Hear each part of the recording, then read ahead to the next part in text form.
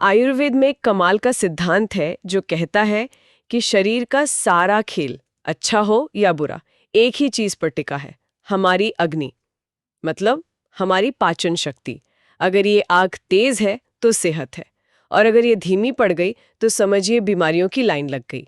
अब कल्पना कीजिए कि कोई ऐसी जड़ी बूटी हो जिसे आयुर्वेद में इस अग्नि का जीता जागता रूप ही मान लिया गया हो, जिसका नाम ही आग हो।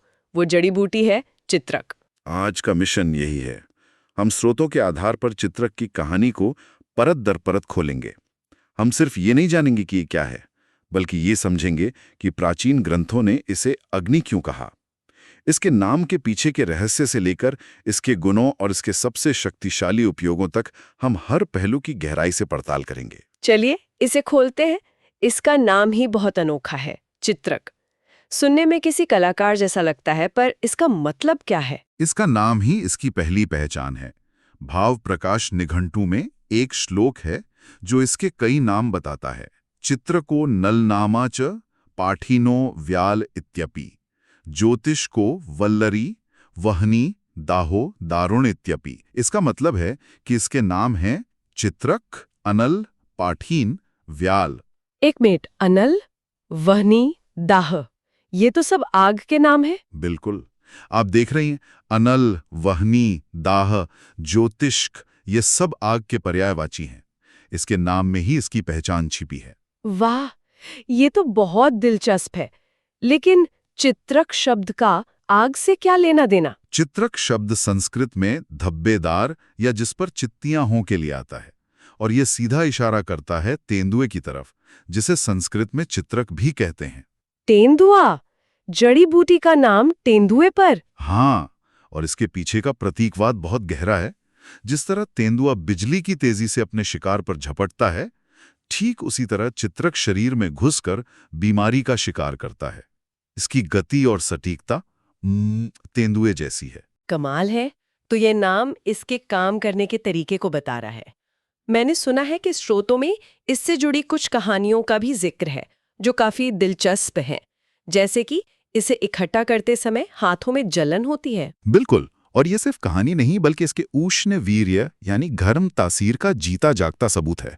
ये नहीं, अगर इसकी ताजी जड़ का लेप त्वचा पर लगा दें तो वहां फफोले पड़ जाते हैं। फफोले? जी, ये है इसके तीक्ष्ण यानी भेदने वाले गुण को दिखाता है।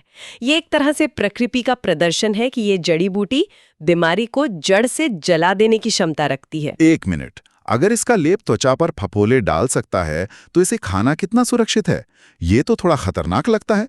क्या शरीर के अंदर ये वैसा ही जलाने वाला काम नहीं करेगा? बहुत जरूरी सवाल है, और आयुर्वेद ने इसका जवाब हजारों साल पहले ही दे दिया था।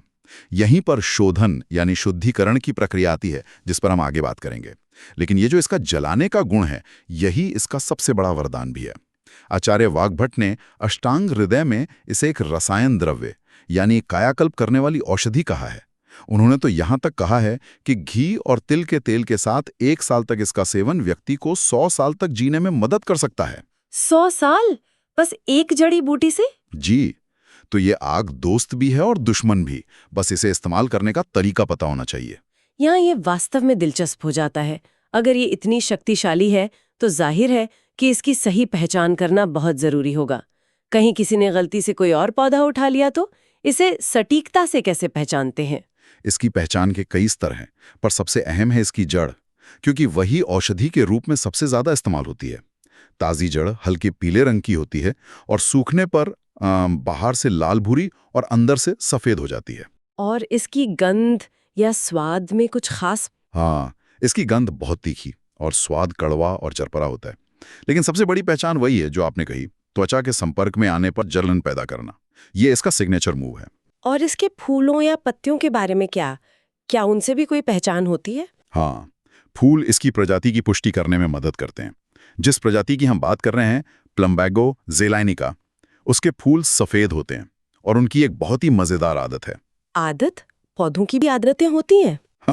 एक तरह से फूलों की डंडी पर चिपचिपी ग्रंथियां होती हैं, जिसकी वजह से ये कपड़ों से चिपक जाते हैं। अच्छा, तो ये प्रकृति का अपना वेलक्रो जैसा कुछ है। ये तो याद रखने का एक बढ़िया तरीका है। कभी कभी पौधों की ऐसी छोटी छोटी आदतें ही उनकी सबसे बड़ी पहचान बन जाती हैं। और जो शोधकर्ता या छात्र हैं उनके लिए सूक्ष्म स्तर पर भी पहचान है। माइक्रोस्कोप के नीचे इसकी जड़ में स्टोन सेल्स के छोटे छोटे समूह और स्टार्च ग्रेन्स की भारी मात्रा दिखती है। ये इसका फिंगरप्रिंट है जो इसे दूसरी मिलती जुलती प्रजातियों से अलग करता है। तो ये जो रस पंचक है, ये एक तरह से किसी जड़ी बूटी का बायोडेटा है। मतलब स्वाद से लेकर पचने के बाद तक ये शरीर पर क्या असर डालेगा, सब इसमें लिखा है। बिल्कुल, ये आयुर्वेद का सिस्टम्स थिंकिंग है। ये किसी जड़ी बूटी की पूरी शख्सियत को समझने का फ्रेमवर्क है। राजनिघंटु में चित्रक के गुणों पर एक श्लोक है। चित्रकः कटुकः पाके वहिनिकृत पाचनो लघु रूक्षोष्णो ग्रहणाशयस्त शोस्त पांडुत्व नाशिनः। ये श्लोक मतलब इसके पूरे रस पंचक का सार बता देता है। इसे थोड़ा सरल भाषा में समझाइए। ये कटुकः पाके, रूक्षोष्णो, ये सब क्या है? चलिए इसे तोड़ते हैं। पहला है रस, टेस्ट। ये कटु यानी तीखा है। और यही तीखापन जीभ पर लगते ही पाचन ग्रंथियों को सक्रिय कर देता है ना? एकदम सही, जिससे भूख बढ़ती है। दूसरा है वीर्य, पोटेंसी। ये उष्ण यानी गर्म है।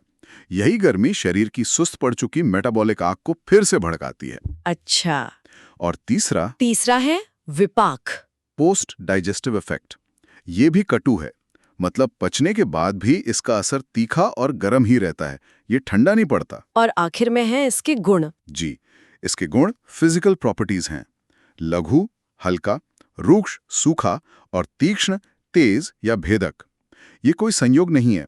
हर गुण, तीखा स्वाद, गर्म तासीर, सुखाने की प्रवृत्ति, एक ही दिशा में काम करता है, शरीर की अग्नि को प्रबल करना। ये तो कमाल है कि सिर्फ 5 गुणों से इसका पूरा कैरेक्टर पता चल जाता है, गरम, तेज और सुखाने वाला।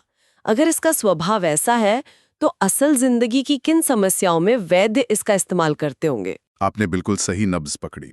इसके गुण ही बताते हैं कि ये कहाँ काम करेगा। इसे हम 2-3 मुख्य श्रेणियों में देख सकते हैं। पहली और सबसे बड़ी श्रेणी है सिस्टम क्लीनअप। ये दीपन पाचन, मतलब भूख बढ़ाना और खाना पचाना, से लेकर अर्शोघन मतलब बवासीर का इलाज। जी, और क्रिमिग्ना यानी पेट के कीड़ों को मारना। ये पूरे पाचन तंत्र की सर्विसिंग करता है। ये अंदर की आग तेज करता है, आम यानी टॉक्सिन्स को जलाता है, और जो कुछ भी सिस्टम को धीमा कर रहा है उसे साफ करता है। और दूसरी श्रेणी है, कह सकते हैं, फैट मैनेजमेंट। आयुर्वेद में इसके लिए 2 शब्द हैं, लेखन और मेदोहर। लेखन का शाब्दिक अर्थ है खुरचना। हाँ, ये शरीर में जमा हुई फालतू चर्बी और उत्तकों को बिल्कुल खुरच कर हटाता है। इसीलिए मोटापे और कोलेस्ट्रॉल जैसी समस्याओं में ये बहुत कारगर है। इसके अलावा ये शोथहर, सूजन कम करना, और कासाहर, खांसी से राहत भी है। अच्छा, क्योंकि सूजन और कफ वाली खांसी दोनों में शरीर में नमी बढ़ जाती है। बिल्कुल, और ये अपनी सूखी और गर्म प्रकृति से उसे संतुलित करता है। आपने चित्रकादिवटी और चित्रहरितकी का जिक्र किया था। एक पाचन के लिए है, दूसरी सांस की तकलीफ के लिए। यह दिलचस्प है कि एक ही जड़ी बूटी 2 इतने अलग सिस्टम पर कैसे काम कर रही है। क्या इसमें मौजूद दूसरी जड़ी बूटियां इसकी दिशा बदल देती हैं? बेहतरीन सवाल। यहीं पर आयुर्वेद के योग यानी फॉर्मुलेशन का विज्ञान आता है। जब चित्रक को पिपली, अदरक, हींग जैसी गर्म और पाचन बढ़ाने वाली चीजों के साथ मिलाते हैं तो उसकी सारी शक्ति पाचन तंत्र पर केंद्रित हो जाती है। ये है चित्रकादिवटी। और चित्रक हरितकी? लेकिन जब उसी चित्रक को हरितकी, आंवला और दशमूल के साथ एक अवलेह यानी हर्बल जैम के रूप में बनाते हैं तो उसका रूक्ष और उष्ण गुण फेफड़ों में जमे कफ को सुखाने का काम करता है। यह चित्रक हरितकी अवलेह है। तो जड़ी बूटी वही है, लेकिन उसकी संगति तय करती है कि वो अपनी शक्ति का प्रदर्शन कहाँ करेगी। यहाँ एक रहस्य है। मैंने सुना है कि आयुर्वेद में प्रभाव नाम की एक अवधारणा है। कहते हैं कि यह किसी जड़ी बूटी की एक ऐसी विशेष शक्ति है जिसे उसके रस, गुण, वीर्य या विपाक से नहीं समझाया जा सकता। ये उसका एक्स फैक्टर है। क्या चित्रक का भी कोई ऐसा प्रभाव है? ये आयुर्वेद के सबसे गहरे सिद्धांतों में से एक है, और चित्रक इसे समझने का सबसे अच्छा उदाहरण है। इसके लिए क्लासिक तुलना दंती नाम की एक और जड़ी बूटी से की जाती है। मजेदार बात यह है कि चित्रक और दंती दोनों का रस कटु है, वीर्य उष्ण है और विपाक भी कटु है। मतलब कागज पर दोनों का बायोडेटा बिल्कुल एक जैसा है। जी। तो इसका मतलब है कि उन्हें शरीर में एक जैसा काम करना चाहिए। तर्क तो यही कहता है, लेकिन ऐसा होता नहीं है।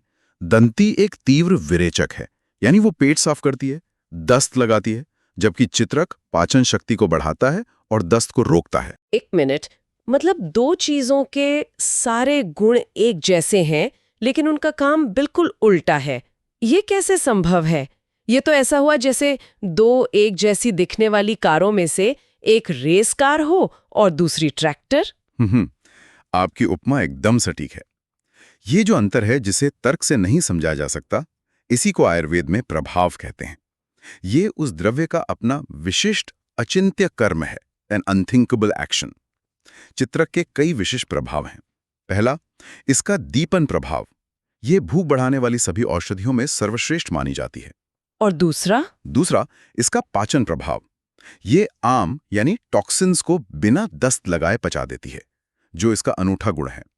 और एक बहुत ही विशिष्ट प्रभाव है इसका गर्भपातक होना, यानी ये गर्भाशय में संकुचन पैदा करता है। अच्छा, और इसी वजह से ये गर्भावस्था में खतरनाक है। बिल्कुल।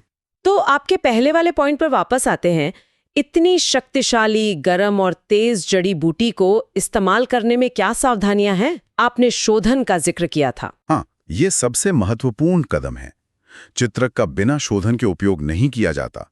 इसकी जड़ में प्लम्बगिन नाम का एक तत्व होता है, जो ज्यादा मात्रा में विषाक्त हो सकता है। शोधन की प्रक्रिया में इसकी जड़ को चूने के पानी में एक खास समय तक डुबोकर रखा जाता है। ये प्रक्रिया प्लम्बगिन की तीव्रता को कम कर देती है और औषधि को इस्तेमाल के लिए सुरक्षित बना देती है। जी, ये आपको नियंत्रित करने जैसा है, ताकि वो घर को गर्म करे, जलाए नहीं। और इसका उपयोग किन लोगों या किन स्थितियों में बिल्कुल नहीं करना चाहिए? इसके निषेध बिल्कुल स्पष्ट हैं। इसकी गर्म और तेज प्रकृति के कारण गर्भावस्था में इसका उपयोग सख्त वर्जित है। इसके अलावा जिन लोगों को एसिडिटी यानी अम्लपित्त की गंभीर समस्या हो, या शरीर में कहीं से रक्तस्राव यानी रक्तपित्त की स्थिति हो, जैसे नाक से खून आना या अल्सर, उन्हें भी इसका सेवन नहीं करना चाहिए, क्योंकि इसकी गर्मी इन समस्याओं को और बढ़ा सकती है। तो पित्त प्रकृति वालों को भी इसे सावधानी से इस्तेमाल करना चाहिए? निश्चित रूप से। तो आज की इस पूरी चर्चा को अगर मैं समेटूं, तो चित्रक सिर्फ एक पौधा नहीं है। ये आयुर्वेद की पाचन अग्नि का भौतिक स्वरूप है। ये कहानी है, एक विज्ञान है और एक ऐसी अनोखी शक्ति है जो तेंदुए की तरह बीमारी पर झपटती है और पाचन से लेकर कायाकल्प तक का काम करती है। बिल्कुल। और स्रोतों के आधार पर एक अंतिम विचार के साथ इसे समाप्त करते हैं। आचार्य चरक ने कहा है कि दुनिया के लगभग सभी रोग मंदाग्नि यानी कमजोर पाचन शक्ति से ही पैदा होते हैं। अगर चित्रक जैसी कोई औषधि सीधे उस अग्नि की जड़ पर ही काम करती है, तो ये सोचना लाजमी है कि हमारी आज की आधुनिक जीवन शैली से जुड़ी कितनी समस्याओं, चाहे वो मोटापा हो, डायबिटीज हो या ऑटो इम्यून बीमारियां, के समाधान का रास्ता ही दिखा सकती है। ये एक ऐसा सवाल है जो इसके हजारों साल पुराने ज्ञान को आज भी प्रासंगिक बना देता है।